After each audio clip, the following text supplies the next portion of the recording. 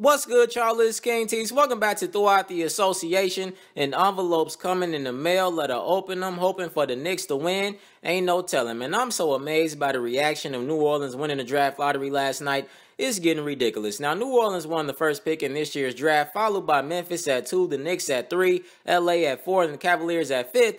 But of course, all the attention has been on who got number 1 because we all know who going number 1. Now, first off, congratulations to New Orleans, but let's focus on the Knicks. Now, would it have been nice to see Zion in New York? Sure, I would have liked to see him in Atlanta with Trae Young, but New York would have been great for a lot of reasons.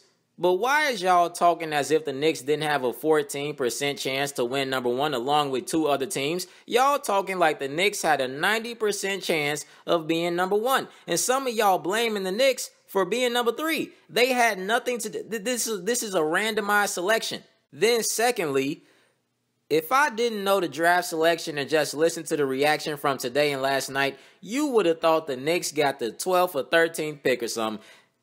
How is the 3rd pick a bad thing? Y'all gonna stop disrespecting RJ Barrett like this. RJ Barrett game may translate better than Zion's in the NBA. He's a very good player. The man did just average 23, 7, and 4 on 45% shooting on the same team as Zion. Being 3rd in the draft this year isn't a bad thing. But what's bothered me most, I'm seeing people say Zion should look at ways to not go to New Orleans. Maybe he should go back to Duke, which I don't even think that's even realistic. But even if it was, would be the dumbest thing to do. But let's say New York or LA, let's say they did get number 1 this year.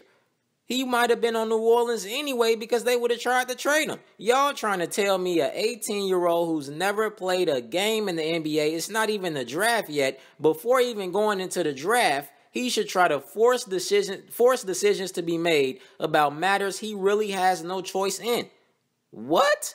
Man, players get drafted to teams they don't want to go to every year. Zion will be okay. And I think y'all overlooking David Griffin. David Griffin is a very good GM, and David Griffin was not there when Anthony Davis was drafted. But let me tell y'all what Zion Williamson should be doing right now. Zion Williamson should be ecstatic that he's about to live out his dream and take care of his family by doing it. Then he should get ready to finesse this money because it's on the way. Then he should finesse some more money with shoe deals, endorsements, etc. Then he should maximize his potential as a basketball player and take advantage of every opportunity that comes his way.